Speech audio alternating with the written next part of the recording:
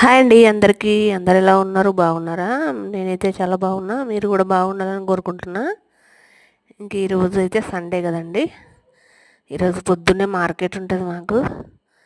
మార్కెట్కి వెళ్ళి వచ్చి తిని పడుకున్నా. 3 అయింది, లేచాను ఇప్పుడే. ఫుల్ జ్వరం, అస్సలు శాతం అవ్వట్లేదు.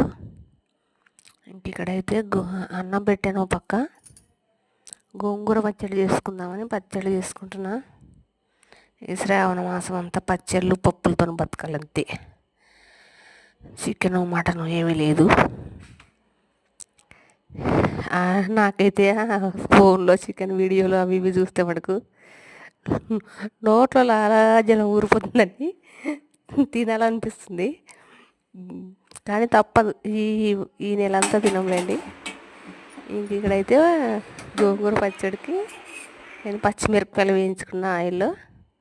తర్వాత అదే ఆయిల్లో గోంగూర వేసి కొద్దిగా వాటర్ వేసి మగ్గించుకున్నా. ఇవైతే పల్లీలు వేయించుకున్నా, పొట్టు తీసి. ఇంక ఇవైతే రోట్లో వేసుకొని దంచుకుంటా. రోట్లో చేస్తున్నా ఈరోజు పచ్చడి. రోట్లో వేసుకుని దంచుకున్న మెత్తగా. తర్వాత ఈ వేయించుకున్న పచ్చిమిర్చి, ఇంకా వెల్లుల్లి వేసాను పచ్చివి.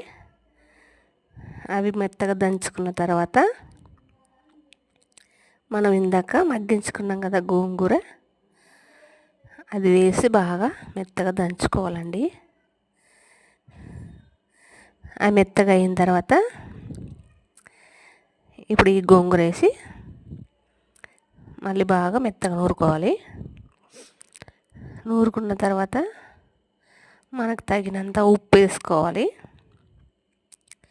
ఉప్పు వేసుకొని బాగా కలిపేలాగా నూరుకోవాలి పచ్చడి అయితే.